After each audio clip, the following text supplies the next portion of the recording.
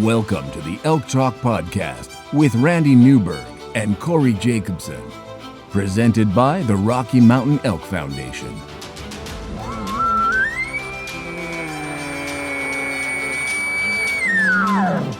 The goal is, what little you and I know about elk hunting, we share with people. I've got an elk bugle, it's like 120 yards away. What do I do?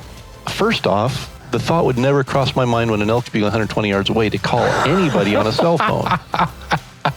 All elk? All the time? Only elk? Only elk. Well, it's us having conversations, so we usually go down some rabbit holes, but If you hunt with Corey Jacobson, you will find the landscape is full of rabbit holes. We're just going to make this up as we go. and you look at it like, oh, that's a target-rich environment. But if you're trying to single one out, a solo target there is much easier to go into than a big group. We record everything, so there's no BSing, no lying, no faking it with us. Did we hit the record I button? thought I forgot to hit the record button. If you want to know something about elk hunting, this probably isn't the podcast to listen to. Should we give them a list of all the other podcasts where they might learn something?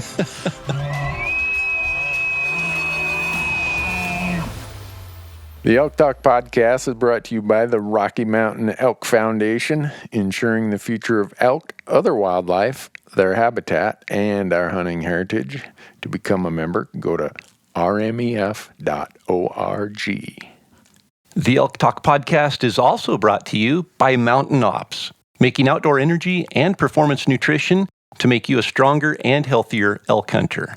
They have a full line of hunting-related supplements, including meal replacement shakes, multivitamins, pre-workout fuel, and post-workout recovery. And my favorite, their new performance protein bars that, by the way, are packed with 270 calories and 20 grams of protein, but contain less than 6 grams of sugar. Visit mountainops.com to learn more and to order, and be sure to use the promo code ELKTALK to save on your next order. The podcast is also brought to you by Gerber. Go to gerbergear.com and learn about the knives, the Vital, the Big Game Vital, the Gator Premium, all the things that we use when we're out in the woods, and not just knives, but also some really cool multi-tools that they have. And we have a promo code for Gerber as well. Just use the code ELKTALK to save 20% on your orders at gerbergear.com. And we are also brought to you by Rocky Mountain Hunting Calls. And Rocky Mountain Hunting Calls is the original designer and inventor of the pallet plate diaphragm that's completely changed the way elk calls are made and used. And to find out more and to order your elk calls, go to RockyMountainHuntingCalls.com or buglingbull.com and use promo code ELKTALK, and you're going to save 15% on all of your elk calls and elk call accessories. The Elk Talk Podcast is also brought to you by GoHunt.com. Go to GoHunt.com and sign up for the Insider. The Insider is changing how hunts and hunting information are found. No doubt about that. Use promo code ELKTALK, and when you sign up for the Insider, you're going to get $50 of store credit, mad money, in their gear shop. Lastly, the University of Elk Hunting online course is a proud partner of the Elk Talk Podcast. And within the University of Elk Hunting online course, you're going to find nearly 60 chapters organized in 17 modules of elk hunting instruction aimed at making you a more successful elk hunter. From planning and e-scouting to calling strategies and packing, every imaginable elk hunting topic is included in the online course. And regardless of your previous elk hunting experience or success, I'm confident the University of Elk Hunting online course will make you a more confident, more successful elk hunter.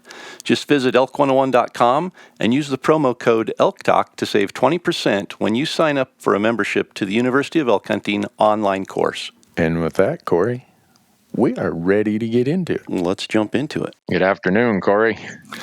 Howdy, Randy. How you doing? I am great. I'm watching the winter season melt away. Yeah? Yeah. Fully melting away? It was Yeah, 45 we're degrees going- here in Bozeman today. Yeah, we have a season in between winter and spring here where I live. It's called mud season. And we're quickly approaching mud season. It's raining, snowing, melting, freezing. It's going to be nasty here for the next month or so. Well, we don't get that season. It was 27 below Wednesday morning. But now here it is Monday, and it's like 40-some degrees. When I woke up this morning and went out to my truck, I think it was 41 degrees. I'm like, wow.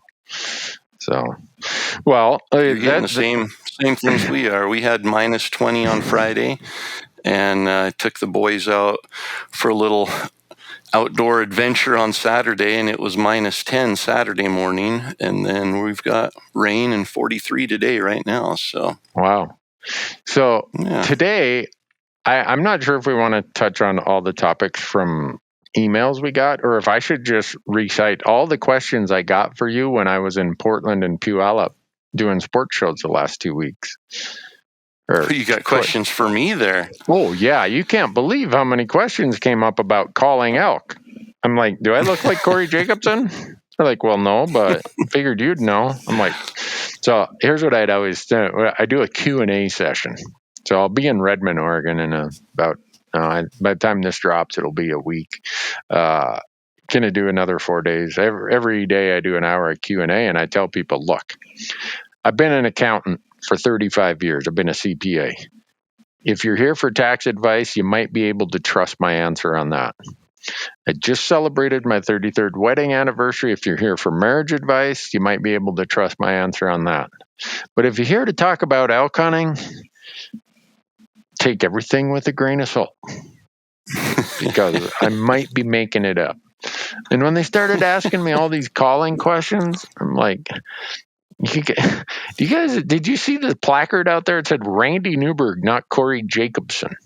So, but I think it's kind of like, when your kid's 4 years old, he thinks mom and dad have the answer to everything. And you don't want to kind of shatter his idealism about how smart his parents are. So you just make up an answer if they ask you a question you don't know. I thought about doing the same thing there, but I figured I'd quickly get ratted out as, hey, Newberg, you're making that up. Yep. Figured you'd save that method for the Elk Talk podcast.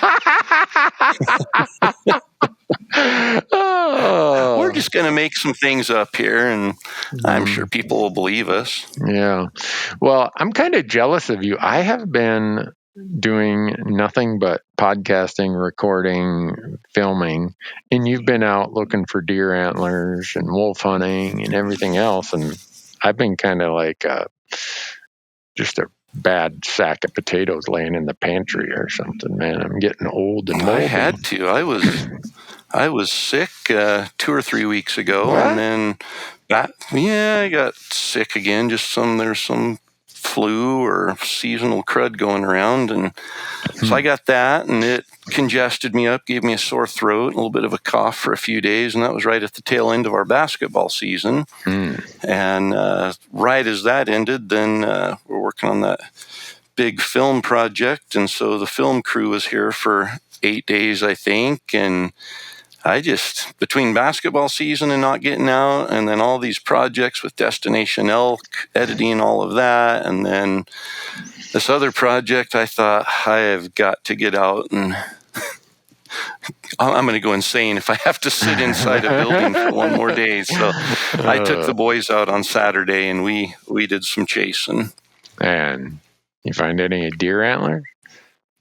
It was good. Yeah, no, we went to an area where we knew there would be some deer antlers. It's an area where we would be able to scout for elk, which they should be dropping here in a month or so. Yeah. And then it's usually a pretty good predator population in the winter in there because of the deer and elk that winter there. So I decided not to pack a rifle just because, I've got so much stuff in my pack with binoculars and tripods and all that stuff. So I didn't pack a rifle, but Isaac, he was man enough to pack all his stuff and a rifle, and it almost paid off. We split up. I dropped the boys off on one side of the drainage, and they walked up one of the finger ridges, and I drove around to the backside and came up another ridge, and I found a couple fresh mule deer antlers and a couple old elk antlers, and Isaac and Sam ended up getting up on a ridge and howling, and a pack of wolves lit up down below them. So no way.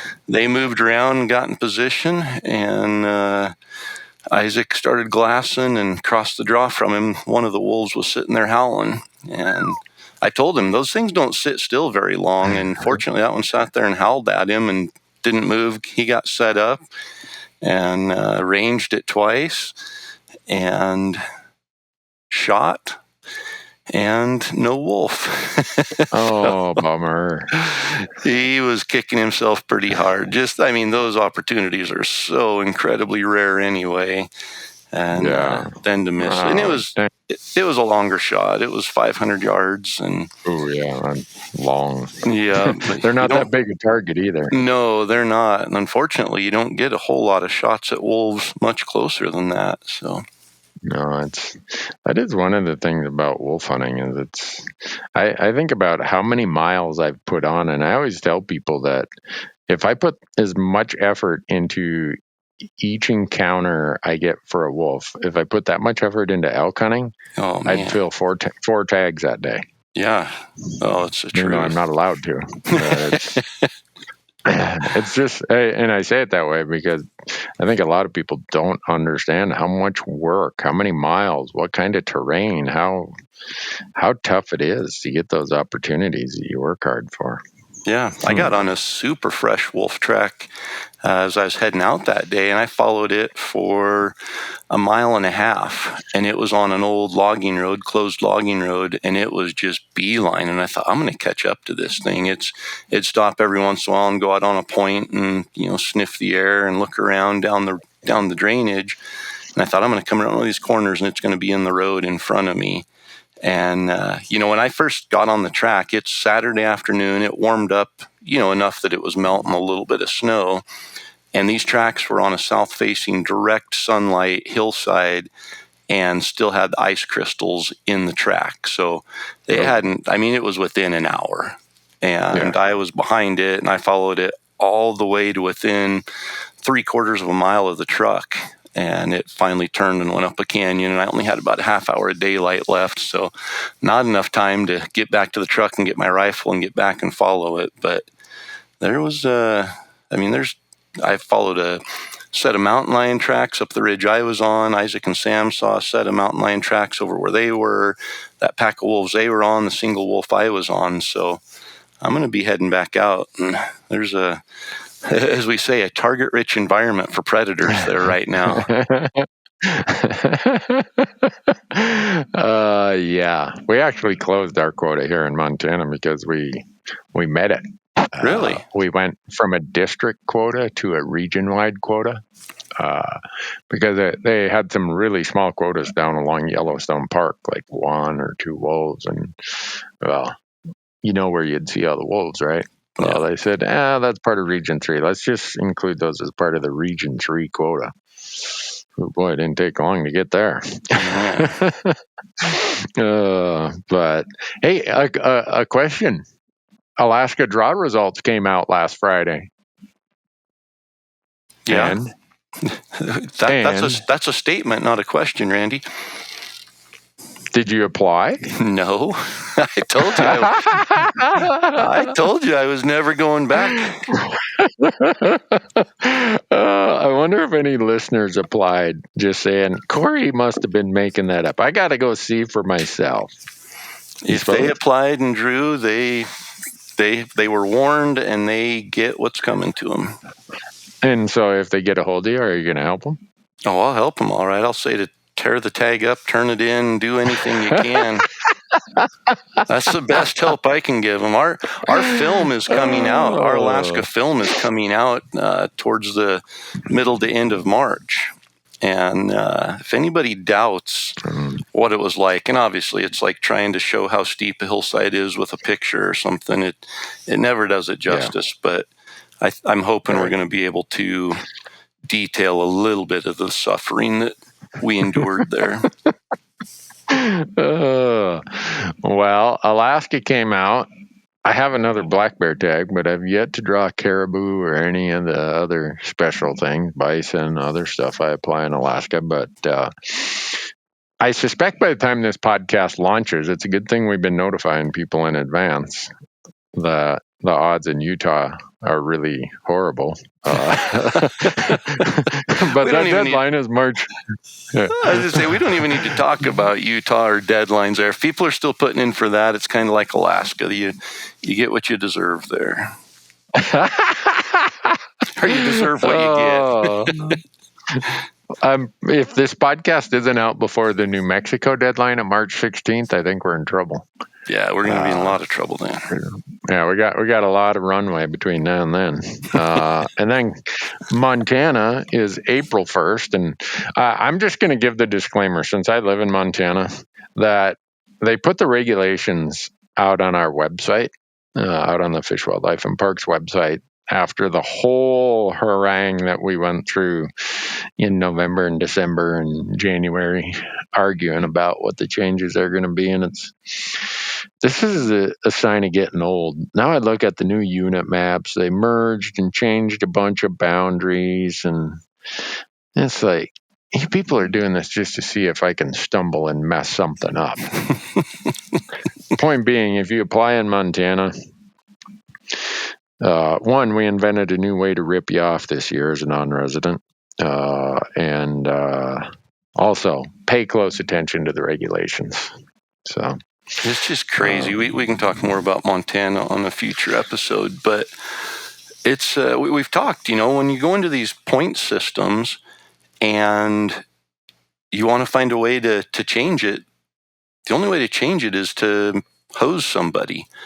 And that's what they did. They made it, I've been collecting preference points, just waiting so I have enough points to draw just the general combo, which, that's over the counter for the residents. And as a non-resident, you have to draw, and it takes a point or two. So I just built up my preference points. So when I was ready to draw, they were there and ready. And now if you don't apply, you lose your preference points. So I have to apply and draw that combo license if I want to keep my preference points, which then I lose my preference points because I draw. So that's it's a ripoff. It is. I can say that. I have no idea what kind of exhaust fumes some of the legislators in Montana are sniffing, where they come up with some of this stuff. It's just I don't know. That's the problem with having legislators making fish and game rules. That's just that's what happens. Well, unfortunately, you didn't apply with an outfitter last year. They would have let you get 2 preference points instead of 1. And there's if you apply with an outfitter, you can buy one. You can get one for applying. I mean, you see who. It's the same. Wyoming.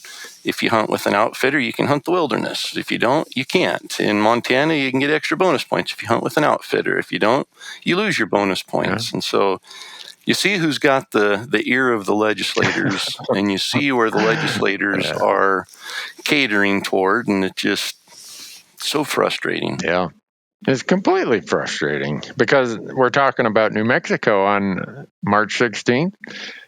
And the non-guided, non-resident, we get 6% of the tags, and the guided pool is 10%. Yeah. It's like, dang. Last I checked, I'm pretty good at trust stuff. And the public trust doctrine, which is one of the fundamental elements of the North American model of wildlife conservation, has the public trust doctrine has this thing about equal treatment of beneficiaries. In other words, there's got to be all these things like reasonable. As a trustee, you got to act reasonably and prudent. You have to act with full transparency, no self-dealing, no favoritism to one beneficiary over another. It's like, how many of these boxes do we want to violate here? But I may as well just stand out on the street corner and yell as to think I'm going to change anything. No, that's just it. We have a deal in Idaho. Last year they signed a petition, had a whole bunch of people sign it, and presented it to the Fish and Game Commission. And it was to legalize lighted knocks and mechanical broadheads. And it failed. It didn't get implemented. So this year, somebody decided rather than go the normal route, let's see if we can get one of our legislators who is not an archery hunter, who has no experience with lighted nocks or mechanical broadheads, and have him introduce the bill directly. Skip the whole Fish and Game Commission, skip hunters, skip all that. I am in no way against lighted nocks. I'm in no way against mechanical broadheads. I won't shoot a mechanical broadhead at an elk. But if somebody else chooses to do that, that's their choice. And if they have a bad experience from that, hopefully they learn from it. If they have a good experience, great. That's wonderful. I think that people should be able to choose at this point on whether or not they want to use mechanical broadheads. And lighted nocks, they aren't going to help or hurt us. I mean, it's not going to change success rates because you have a little glowing part of your arrow that glows for 24 hours. But anyway, in this legislator's reasoning, what he used for justification to present this bill was that having lighted nocks would allow hunters to find lost arrows that would pose a hazard to the environment as well as to people who are hiking and animals who wandered upon an arrow and stepped on it. That was his reasoning for why he submitted that.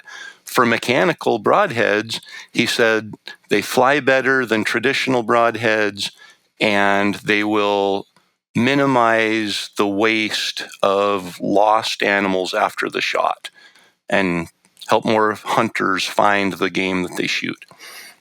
That's his justification. It passed 63-0 in the House. What? Yeah, 63-0. And then it went to the Senate, and it got a recommendation for a yay in the Senate. It failed to even go forward in the Fish and Game Commission last year, but now it's going to fly through with colors, and it's just setting a horrible precedent for all wildlife management in states that are allowing legislators to manage wildlife instead of the game commissions that were established to keep politics out of that management. Yeah. Well, I'm wondering if I want to stand on the soapbox with you or if people are tired of hearing me talk about legislators. Let's talk about New Mexico. Let's talk about New Mexico. Yeah. I don't know if I'm going to apply in New Mexico this year. I'm really torn. Yeah. I know. This will be the first time in a long time. Yeah. But it's $65 non-refundable tag or non-refundable license, like $10 or $12 of stamps. And yeah, people are like, Newberg, come on, $75 to apply. But the odds are so ridiculous. It's like, just out of a protest, should I just tell them, I ain't sending you my money anymore? I don't know. I'm not sure that they would get that message. No. You don't think they're going to look and say, man, Randy Newberg got mad and didn't apply here anymore. We're going to change the rules and make it easier for non-residents.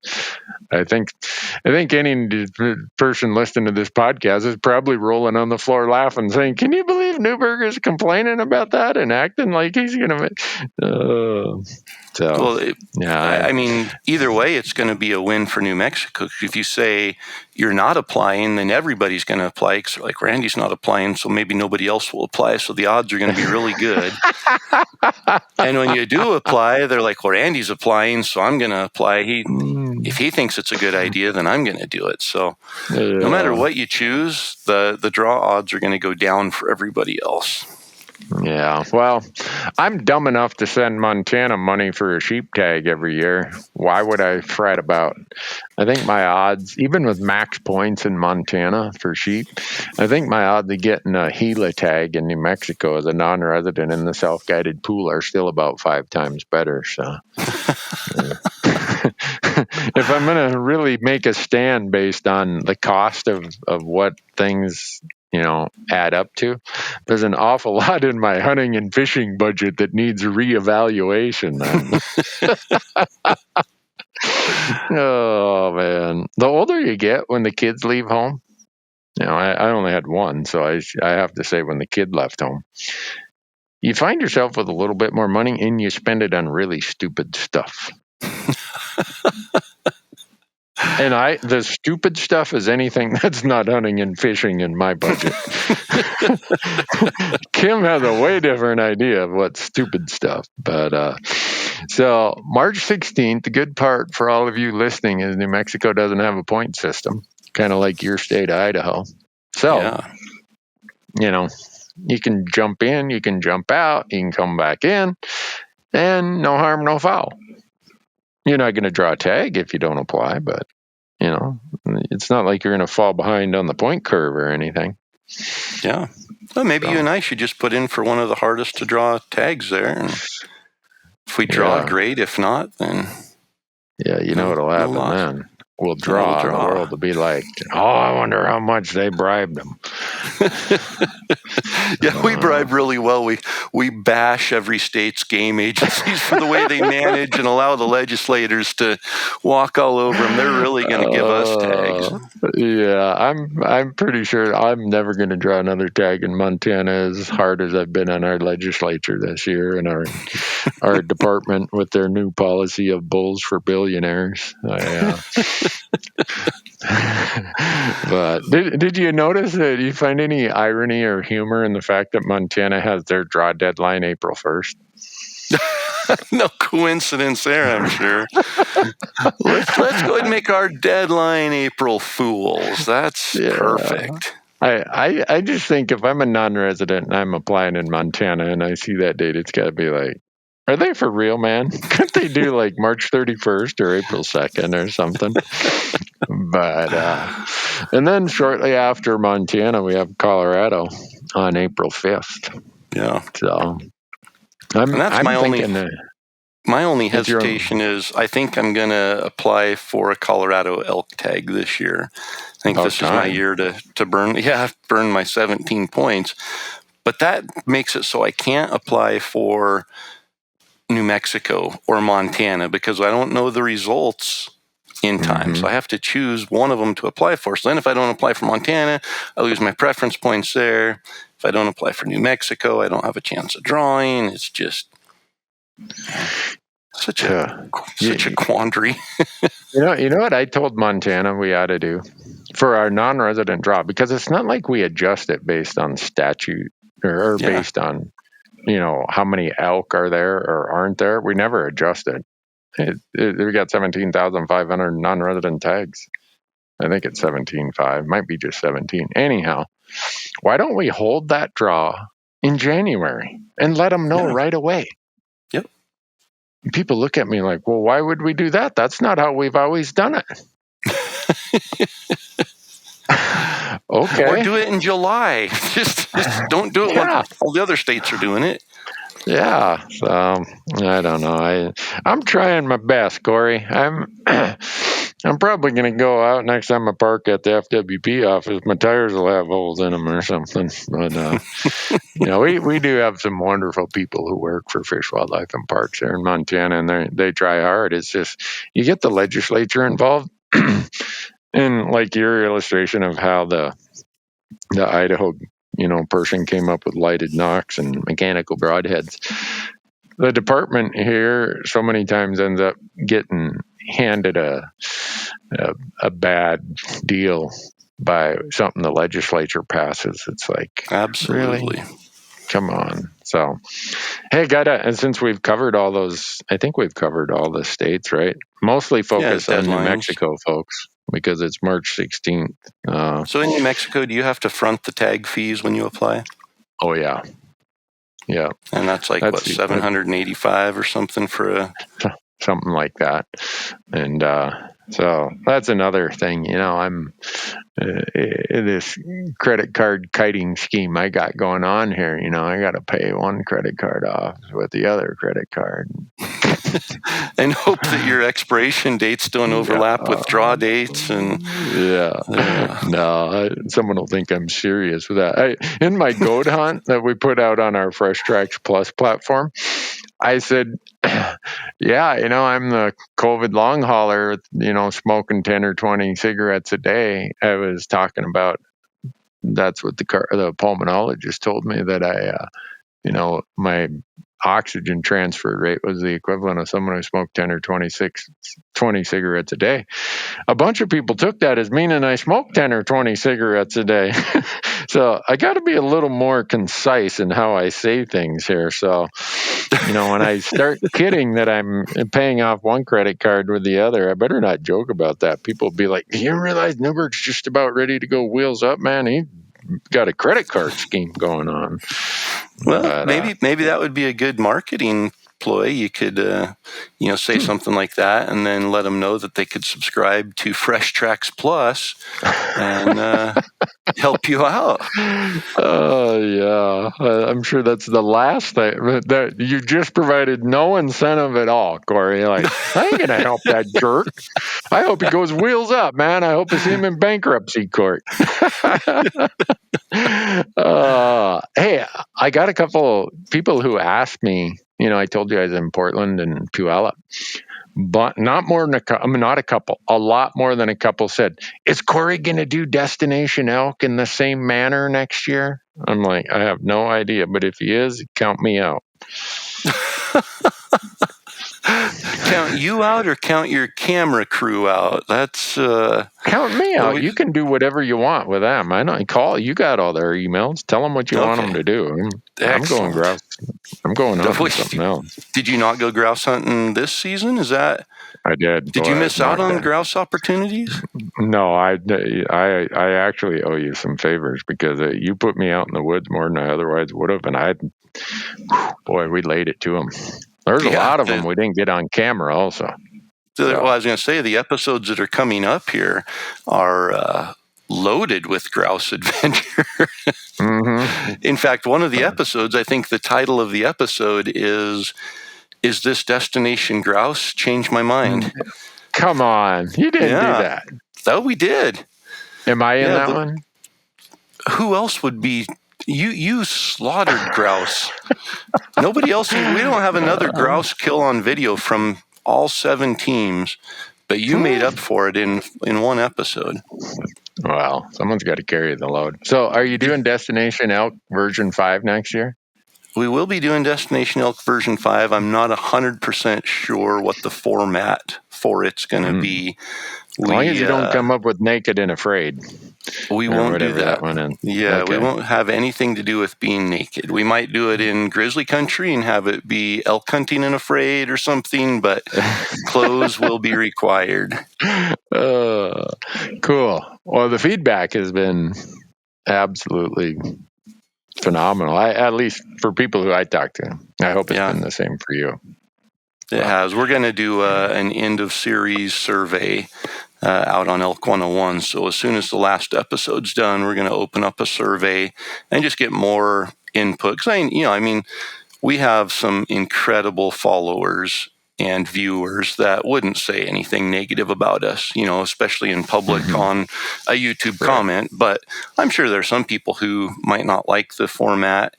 So we just want to do a survey where people can give us some good feedback, what they like about it, what they don't like, what they want to see more of, what they want to see less of, if they like the team concept, if they, a bunch of those kind of things. So we're going to have a really detailed survey that comes out with the last episode, and then we'll decide what we're going to do for next year. Okay, cool. So you want some other really bad news that I picked up by doing these Q&A sessions? Oh, I don't know. That Oregon's change to their archery elk hunting is going to result in a mass migration to Idaho. A mass migration of hunters or residents? Residents. Really? If even a fraction of the people who told me they are moving out of Oregon and buying property in Idaho, if even a fraction of them actually intend to do that, you better go and invest in more property. I was going to say, they must have better jobs than I do because I can't even afford the property I live on, and I bought it 5 years ago. Prices here are just insane. Idaho was the number 1 state for population growth last year, and it's just driving prices insane. And the reason I bring that up kind of jokingly is these people, I never gave it this amount of consideration, but in Puyallup, there are a lot of Oregon and a lot of Washington hunters at the Puyallup show. And they were explaining to me how difficult their seasons are getting. Shorter seasons, harder to draw. And how many of them have told me they've reached the point where they've never applied out of state before, but they're going to start because their odds and their options are way better taking a chance on Idaho or Colorado or Wyoming or Montana than it is in their home state. And so I never really thought about when, say Oregon makes this big change to their archery season, what that does to applicant pressure or hunters moving to other states. Do they really do that because it changes? Yeah. Or is that kind of the straw that's going to break the proverbial camel's back for some of these folks? And they're like, I'm just getting out of here. I could not believe how many people brought it up of, hey, I've never applied out of state, but I'm going to this year because boom. And it was always the same reason. And one person would ask the question and 4 or 5 other people would be like, yeah, answer that guy's question because I'm in the same boat. And I'd never really thought about it that way. But like I said, if even a fraction of them are going to do it, you better brace yourself because you're the closest to those 2 states. Yep. No, Oregon and Washington have the worst resident hunting program now. Yeah, I mean, Oregon's been decent, but now that they're going to draw for the whole east side archery, it changes it. And, I can't imagine anybody making a decision to move out of state because elk hunting goes to a draw in their state. But with that being said, there's a lot of other reasons too. And like you said, that might just be the straw that broke the camel's back. Yeah. So you never know. It could be it just could be that next wave we see. But this time they're all have a bow in their gun rack and hell with Portland bumper sticker or something. Yeah. So I'd probably have that bumper sticker even if I lived in Oregon.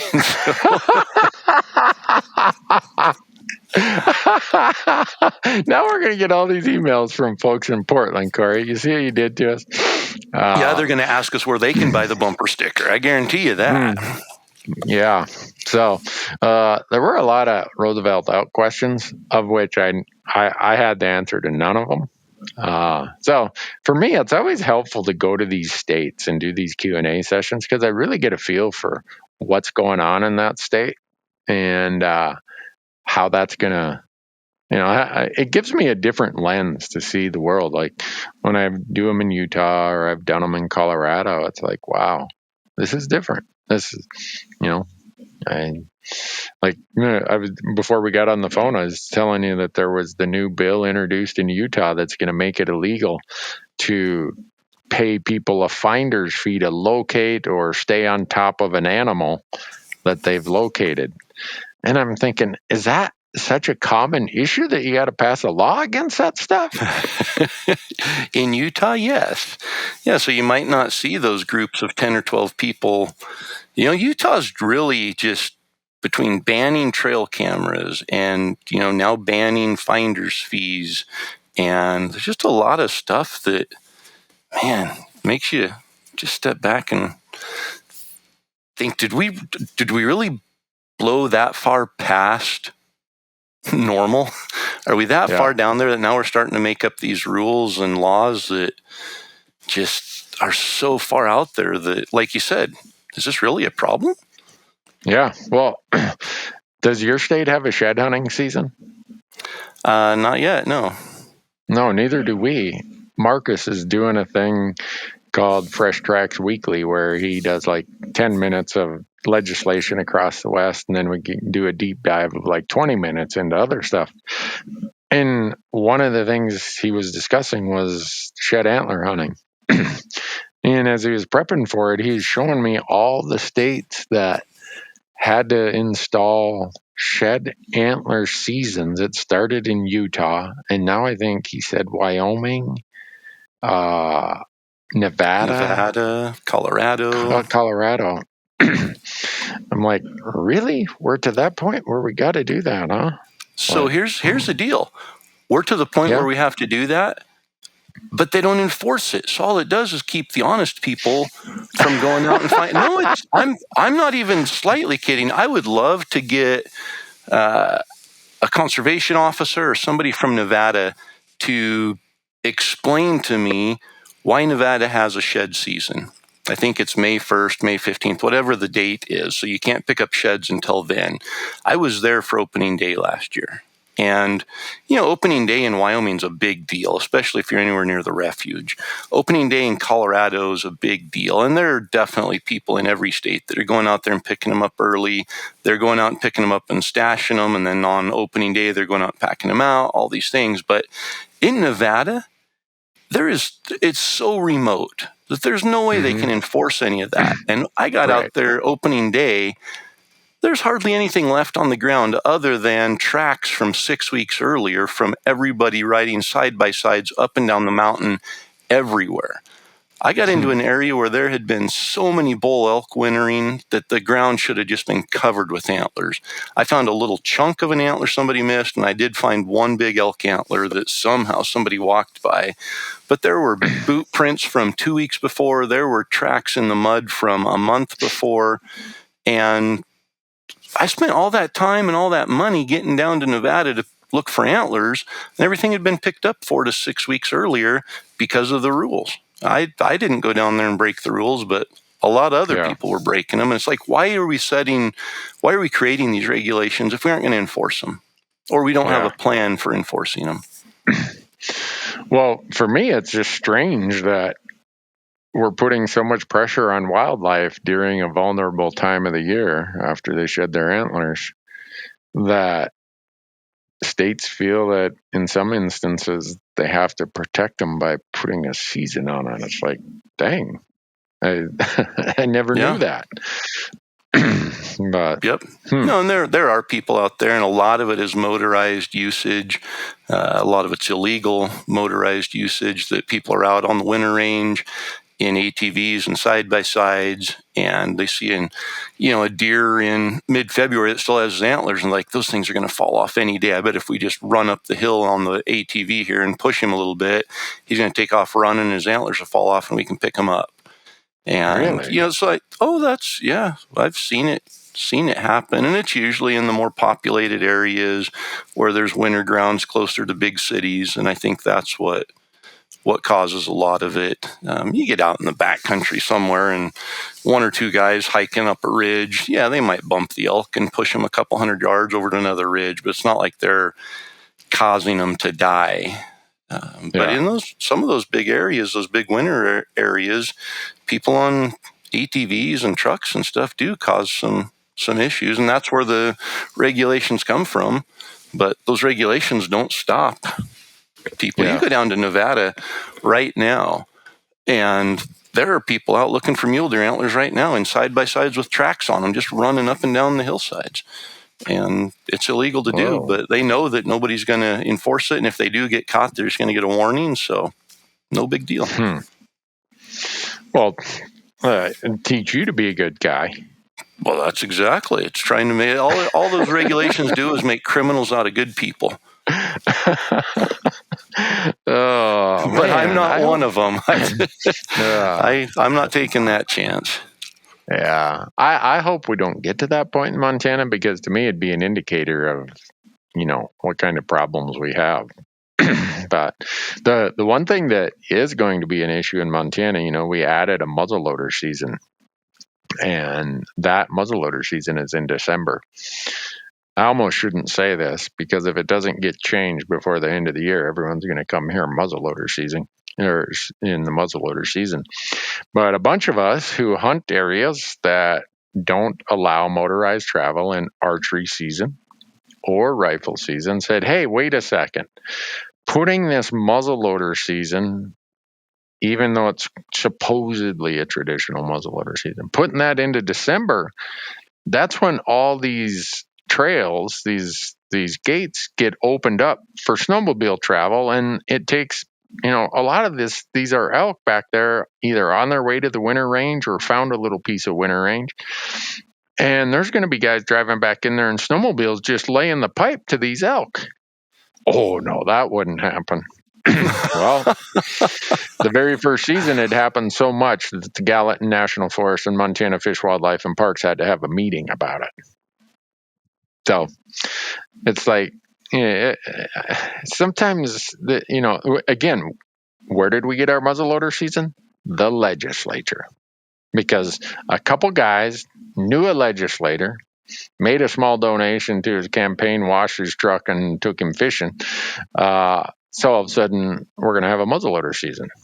And we laid a pretty heavy pipe to the elk in December in muzzleloader season, as if we aren't hunting them long enough. We got 6 weeks of archery, 5 weeks of rifle, and now we got to open the gates and let them go back in on snowmobiles. And a lot of these units, it's either sex elk. So it's like, oh man. Wow. Yeah, that's a legislature for you. And I almost shouldn't have even said that, because now a lot of non-residents who maybe weren't aware of that, or maybe even Montana residents who live in other parts of the state who have a muzzleloader, are going to be like, I wonder where Newberg's talking about, where those gates get open on December 1st. I'm going to go down there and whack me a cow elk or a bull elk. Wow. So, again, I bring that up because it had nothing. In fact, it was contrary to the science that has went into Montana's planning. Montana Fish, Wildlife, and Parks has worked with the land agencies to say, hey, will you help us with seasonal road closures so that we can have these long seasons, so that we don't have to choose our weapon, so that most of the state can be general tag. So that's all working great until all of a sudden you get some legislator who decides he's going to help us. And I have no problem with muzzleloaders. You know what? We already had 5 weeks where you could hunt with a muzzleloader. Yeah. It was the general firearm season. I have no problem with people hunting with a muzzleloader, but it's like, why do we have to let these damn legislators? Yeah. No. I'm never running for legislature, Corey. Man. The problem with legislators is it's kind of like attorneys. 99% of them give the other 1% a bad name. So. Yep. So a couple guys, John and Steven, have said, where do I find the Montana regulations? Please let me know more than a day before the deadline. So I've told you folks, it's out on the Montana Fish, Wildlife, and Parks website right now as we speak, and your deadline's April 1st. Arizona's going to hit credit cards this week, Corey. Ooh. But they're not going to hit mine. They won't hit mine either. They already hit mine. They got the license and a bonus point, so that's all I did. Well, where are you going elk hunting this year then? You crossed off Alaska. Not Arizona. What's your plan this year? I applied for Wyoming, so hopefully we draw Wyoming, and that will be my early part of the season hunt. And I'm still on the fence, but I'm leaning towards Colorado and burning 17 points there and going hunting there second half of the season. That's what I'd do if I was you. Yeah. I'd burn them 17 points. That's a pretty heavy bag of points to carry around for another year. I can't draw anything other than units that are 9 or 10 or 11 points, because I'm just in that no man's land where I'll never catch up with some of the really good units. Yeah. Do you think people realize the no man's land of Colorado? Or do you think they're just the eternal optimists and they think they're going to catch up someday? You'll never catch up. That's a fact. When you look like you laid out the numbers of how many people are waiting in line, how many people are just buying points and not even applying, and you look at how many people have 17 points or more for elk in Colorado, there's only a handful of good units. And it's, Unit 61 is a prime example. 61 used to take 6 points, 7 points to draw that archery tag for a non-resident. And it's up to 20 or something now. I haven't looked because I just gave up on it because every year, same thing. I thought, maybe next year I'll gain on that a little bit. All it's doing is every 3 years or so, it's jumping 2 points ahead of me instead of just 1. So never catch that unit. The units like 2 and 10, 201, those good units, never catch them. So now I'm looking at, okay, what units are there? Well, the units I can draw take 10, 11, 12 points. And so I'm ahead of what I need to draw. I'll never catch what I want to draw, and I'm just stuck there in that no man's land. There's not any hunts that take 17 points that are, when I say not any, there's very few. And so you're stuck either wasting all your points on a hunt that takes far less than what you have, or you're stuck buying a point every year trying to convince yourself that you have a chance of drawing a hunt that's taking more points, which will never happen. Hey, did you read the study from Brigham Young University in Utah about how hunting pressure moves elk from public land to private land? And then when season closes, elk move back. So there's a study they collared 445 elk along the Wasatch Front.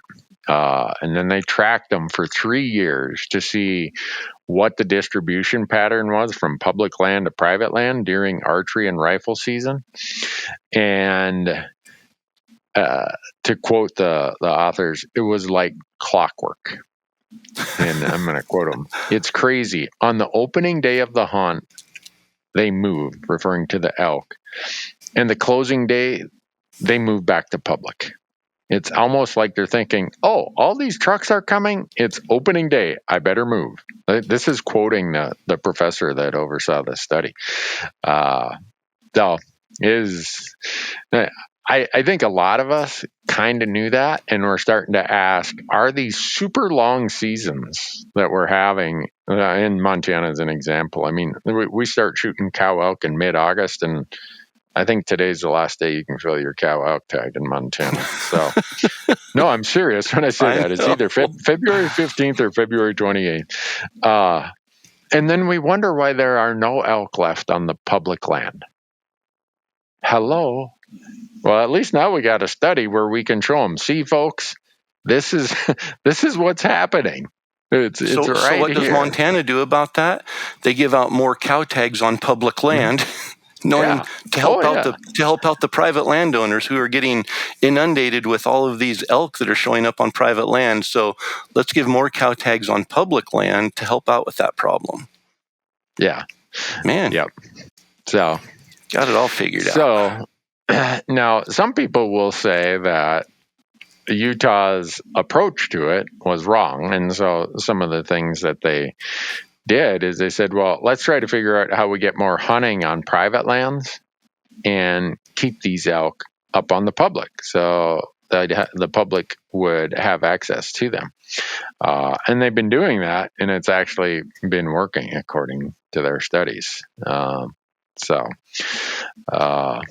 In 2015, when this all started, they showed elk at 29% of their public land locations. With a year into the study of putting more pressure on private land elk, it jumped from 29% of the locations having elk on public land to 41% and 42%. So, yeah, kind of interesting I think gut effect. Most of us already know there's like this refuge effect when you put way too much pressure on public land. That's what's going to happen. Elk are smart. They're going to do what they're going to do. So they're going to go to where there's less pressure. You've talked about that for years. That's a sanctuary. That's what private land creates. It creates a sanctuary, and elk know that, and they want away from pressure. Yeah. So, do we even want to get into the recent ruling on gray wolves now being relisted again? No, let's talk about some elk hunting strategies or tactics or something to anything other than wolves. We're in application and politics season here for hunting. So let's find a nugget. All right, you want a nugget? I got one for you. Okay. The Elk Foundation just awarded $1 million towards habitat recovery in these places that have really been hammered by fires. So it's a lot of people think that, if a fire comes through, that's great. Everything is just fine, blah, blah, blah, blah, blah. Well, there's a lot of times fires come through and invasive weeds take over before natural regeneration. Sometimes there's the loss of water infrastructure in places where it's critical. Sometimes it burns so hot that the real green stuff we're hoping for, like aspen shoots and other shrubs, just can't get restarted quick enough. So RMEF, if you're wondering what some of your money's going for, they're putting $1 million towards that. Very cool. Yeah, and you see it all the time, like you mentioned. The fires that burn too hot don't ever regenerate feed for these animals, and the noxious weeds and all of that's a huge problem. I don't know why they flourish so well, but after a fire, it seems like you don't even get any of the edible stuff growing back. It's just all the noxious weeds and non-edibles that come up. But then erosion in those fire areas is a huge problem, because all of the root systems and everything that are there holding the ground from eroding, they're gone. And so a big rainstorm comes through, and now you get this huge erosion effect, and it changes the waterway systems, the sources of water, the springs, a lot of that stuff that gets completely wiped out. And it really changes the landscape and the needs of the elk in that landscape. So it's great to hear. Huge. Yeah. So all fires are not created equal. All habitat disturbances are not created equal. And, I spend a lot of time talking about hunting where there are burns. I think almost every month when I go through the emails, someone will say, hey, there's this burn over here that's 12 years old and this burn over here that's 7 years old. Which one should I hunt? Well, for me, just about always the answer is whatever one's the most recent burn.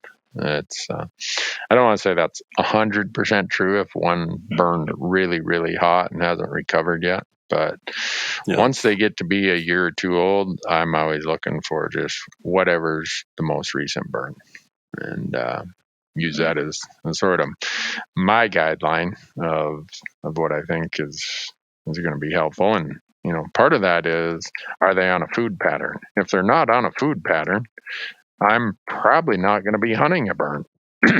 I'm going to be hunting a different pattern. If say it's late season or possibly a post rut pattern. Well, burns may not necessarily be that big a deal, because a good way to get shot is to be standing out in the middle of a burn, wide open. Old Pete, he did that last year, and Fred's like, oh my gosh, I don't want to be like Pete. So, but I want people to understand that burns can be super helpful, but there's times where we need to pitch in and do a little more to help the habitat recover after a burn. And nice to see that RMEF is doing that, helping out along with all their partners.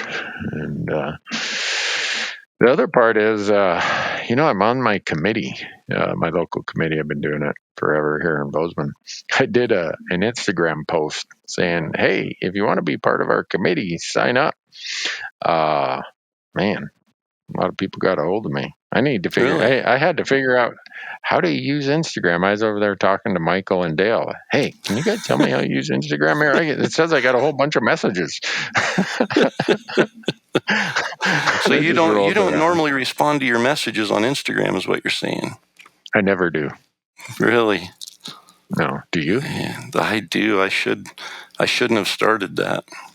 Really? Because I get so far behind. My emails and my social media messages, they just go in waves. I'll go a month where I can't even keep up, and then I'll take a day and just sit down and blow through as many as I can. So people will get messages from me saying, hey, super sorry for the slow response. I try to respond to everything, but I'm a month behind here. And sometimes it's time sensitive information they've asked for and they don't get it. Other times it's hopefully helpful, but it's just tough. Well, I wish I could do it. I did it because those guys taught me how. But anyone who's thinking that I have time or a knowledge or ability to do it, I'm sorry, folks. It'd be tough for me to do that all the time. Like you, I'm so far behind on emails. But if you want to volunteer, so that's the reason I brought this up. Yeah. If you want to volunteer for RMEF or any other group, preferably RMEF, please do so, because volunteerism is such a huge issue. These groups, they do so much with just a little bit of time and money. And, we've just rattled off a whole bunch of projects that got funded because of these amazing volunteers who put together events and projects where donors and sponsors can put their money towards doing something good. So, yep. I think you've mentioned it before, but that $35 a year membership is bare minimum. That's the ground level of doing something. If you want to take it to the next level, that's contributing some of your time and volunteering to either help with an event or help with one of those conservation projects, and that's huge. So for those, a lot of people have joined as a member of the Rocky Mountain Elk Foundation through the Elk Talk podcast. And I guess the next step is let's encourage you to volunteer for an event this year. So if you're a member, take it to that next level and get a hold of your local chapter and see what volunteer opportunities are there. Yeah, they do a ton of good. If you want to see just what they did last year, they have kind of I'll call it a highlight chart of what they accomplished in 2021. It's amazing. You look at it, it's like, holy cow. And they talk about how critical it is to work with partners. They committed $2.2 million to certain projects that through their leveraging with partners turned it into $22 million. So that's a 1 to 10 match. It's like, where can I get a return like that, man? Oh, yeah. No, I'm going to call the guy running my portfolio and say, hey, when are you going to start managing my money the way that the way the Elk Foundation gets it done? No kidding. So, and then there's another one here for elk research. They ended up getting a 1 to 8 match, so they're $670,000 converted to $5.5 million. So, point being, huge stuff going on there. And this is the Elk Talk podcast, and we want people to do what is good for elk, other wildlife, their habitat, and our hunting heritage. So that's a chance to do that, whether you volunteer, whether you become a member, all the above. So do something. Well, a question I have, Corey, because I don't do it, but there's been a bunch of questions about this. Do you notice a difference in when elk drop their antlers based on age? Younger bulls sooner, older bulls later, or vice versa? Or Yep. So typically what I see is the bigger, more mature bulls are first to drop. And there's always going to be an exception. Yep. Always going to be exceptions to that. But for the most part, the trend is the big mature bulls drop first, followed by the not as big mature bulls, and all the way down. Usually the raghorns are the last to drop, with the exception of the spikes, which are usually very last to drop. So, I've seen, and every state's different. I know Good Bull Outdoors, a photographer in Colorado, had a post last week that February 21st, there was a smaller 6-point, looked like a 250, 260-inch bull that had dropped one side. They had pictures of it with blood coming off of the pedestal on one side. So that's pretty early. I know, Arizona's early. It's not uncommon for bulls to start dropping in February down there into the first part of March. Most of what we see here, it's March 15th through, the 22nd or so when the really big bulls will drop. And then that last week of March, some of the bigger bulls will drop. But it's not uncommon to see bulls on April 15th still packing antlers, 5 points and some of the raghorns and stuff. So latitude makes a difference. I wonder if elevation makes a difference. I really think it's a feed thing. That's what I noticed, that if things green up, green up sooner, even in the same area from year to year, bulls will drop a week earlier if things are green and it's mild and they're able to get a lot of good nutrients. And then if you have a hard winter and things are still freezing and aren't greening up into the first part of April, you'll see a lot more bulls packing. So that's nothing scientific, just more of an observation. But it makes sense. As soon as they drop their antlers, they start growing the new ones. And if they don't have the nutrition to be growing them, they might hold on to their old ones a little longer. That's interesting. Never really thought about that. It's like when I take the animal teeth, I always take one of the bottom front teeth out, and there's a lab here in Montana called Matson's Lab. It's where most of the state and federal agencies send their animals to get aged. Teeth have almost like the growth rings on a tree when they do that, and I'm always curious to know what age the animal is, to the point where for the last few years, I've been bringing everything in there and I always try to guess. And so I've went out there and they've shown me the teeth of certain animals. And this gets to the nutrition and the severity of the winter thing. There'll be a really, really small gap. So they put it on this big microscope, right, that projects up on a screen. And you'll see on the screen, it looks like an inch. And then all of a sudden, it'll squeeze right down to like 1/8 of an inch. I'm like, what happened there? They're like, oh, it's probably a drought or a hard winter. Something that caused a nutritional deficit. I'm like, wow, that's a cool story. And so they'll go back, they'll tell me what year the animal was born. And I've shot 2 mule deer in Wyoming, and you guys in Idaho and Wyoming had that brutal winter of 16 and 17. Yeah. Both these bucks had lived through that. And you could see in these growth rings how brutal that winter was on them. They had out there at Matson's, they call them abnormalities. And so both of them, one was a year old in that hard winter, the other was 2 years old in that hard winter. And both of them had the same expression of how the rings, the teeth ring, annuli, I guess is what you call it, how they came together at the same, just 1 year apart. And one was, aged to be a year older than the other. And it's like, wow. It's kind of like reading a book, or, and you get this information and then you go compare it to the weather patterns and all the other things. It's like, wow.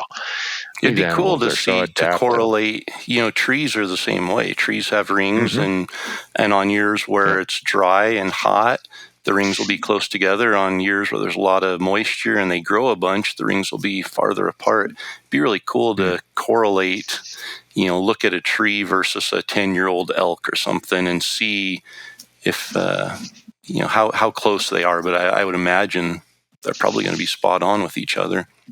Probably. It'd be neat if elk lived long enough where you could have like this big, but I asked them, what's the oldest elk they've ever aged? And I think they told me it was a cow elk that was 32 years old. No way. Yeah. And they had a bull elk that was 20 or 21 years old that they'd aged. Wow. Yeah. And they had pictures. This was a Roosevelt bull that the guy sent in. He'd been just scouring, and he had multiple sets of antlers from this bull. In the last year, they told me, they said it was just like this 18-inch, massive, stubby, like crazy looking set of antlers, and he winter killed that year, died of old age or whatever. And the guy sent it in, and he was 20 or 21 years old. Wow. So you think about and I that, think that right? that makes sense because, Arizona, Utah, Nevada, those states have bulls that live to be 9, 10, 11, 12 years old. You get Idaho, Montana, Wyoming, those bulls, a big bull's going to be 7, 8, 9 years old. Yeah. And I think, it shows, or I think it's correlated to how severe the winters are. And when they have more severe winters, they die at a younger age. It's just, they live a harder life. And you think about those Roosevelt bulls that live right on the coast, they don't have winters. They don't have, that's true.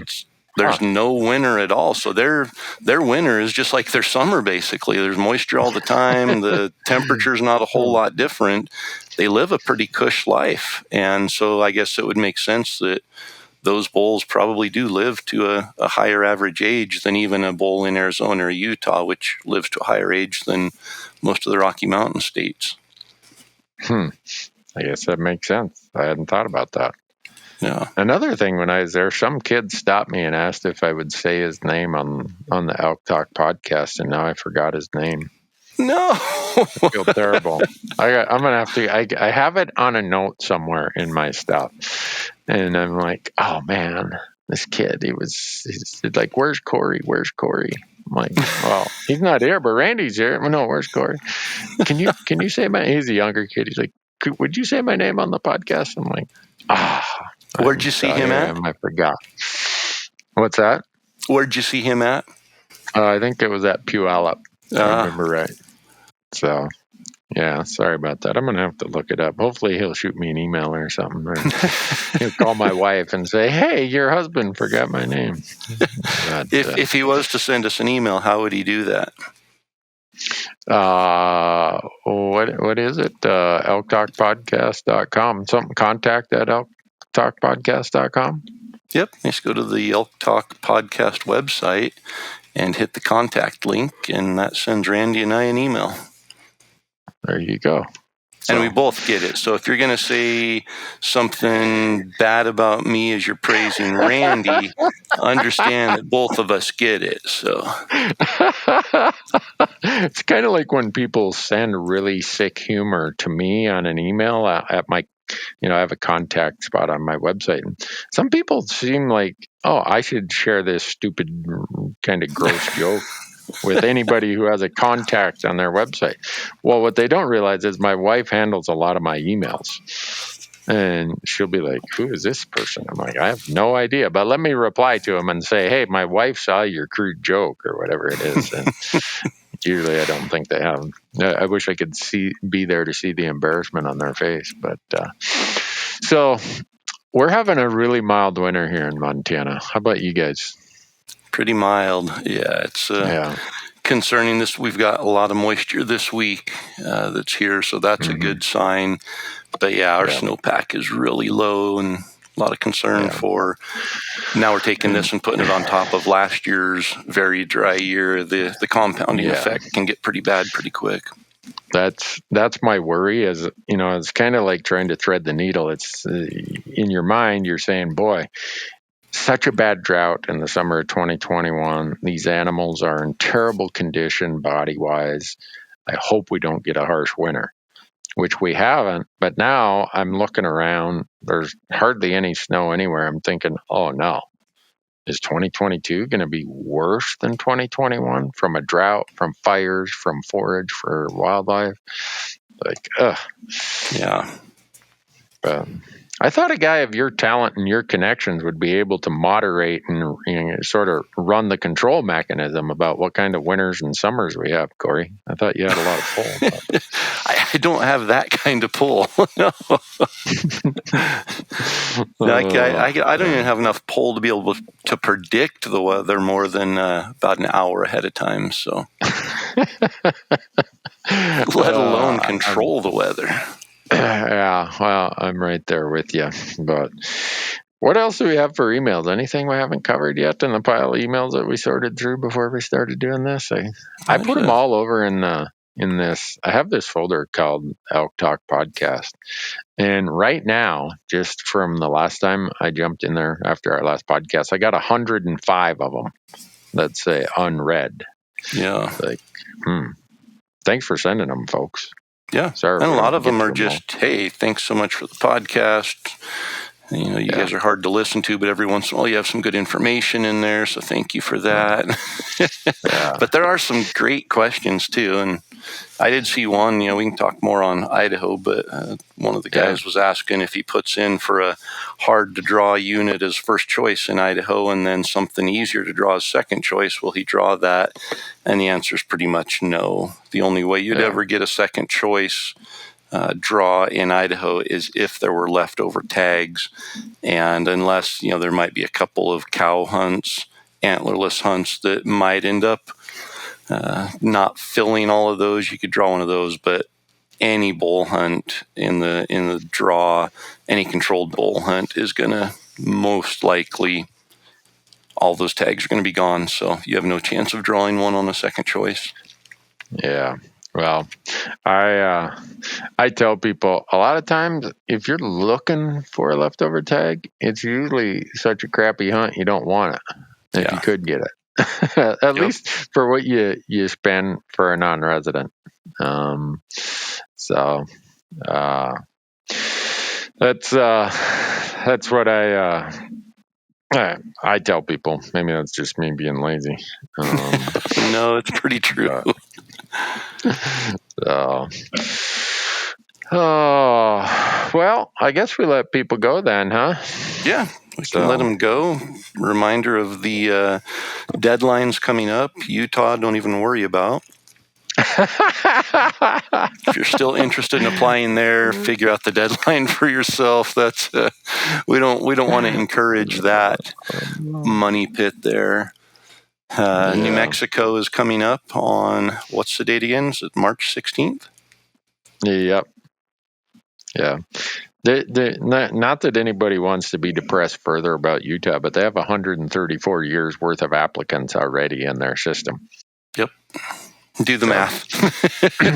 when you have 37,000 non-residents in your elk draw system and you only give away 279 tags, I can save you the math, but that equates to 134 years worth of applicants at 279 tags a year. So, but if you're feeling lucky, man, who am I to deprive you from either buying a firearm or applying in Utah? That's right. The good news about Utah is there is still a chance, because about half of the tags go into a pool where everybody has a chance of drawing them. Yeah, a weighted chance. So it's there is a chance. But again, keep in mind there's 37,000 non-resident applicants and 130 some tags in that pool that you can draw. In the random pool. Yeah. Yep. Yeah, that's how I should do it. I shouldn't take the other tags that go over in the high point pool. I should because I take all the tags. I should just take that 130 some that are only issued in the random draw and say, okay, if you're not at the highest point level, there's 260 some years. Yeah. Oh gosh. Oh. And unless they find a way to reverse human aging, it's our chances of drawing that tag are very, very low. Yeah. And the reason we talk about these point systems, folks, isn't because we're advocates of them. It's because they're not going away. And so you may as well know how they work and do your best to not have the table tilted even less to your advantage by being uninformed about how they work. So that's why we talk about them. Yeah. No, I had a guy just last week. He messaged me and said, hey, I'm going to start putting in for Utah this year and the deadline's coming up. Is the Wasatch tag still a good one to put in for? I'm like, you have 0 points? You never put in before? He's like, yeah, I'm going to start building points now, though. And it's like, man, here's the real easy math on Utah. Don't. Yeah.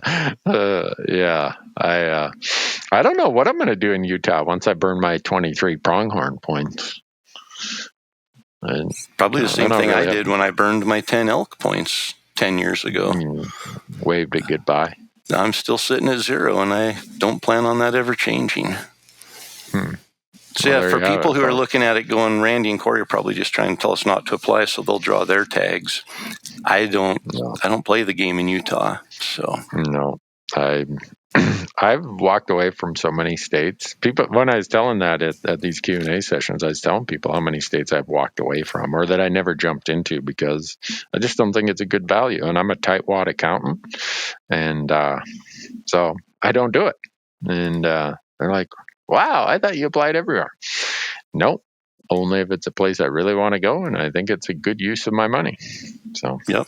And I'll do the same with Colorado. Once I draw there, I won't be building points in Colorado anymore. Yeah. Dang.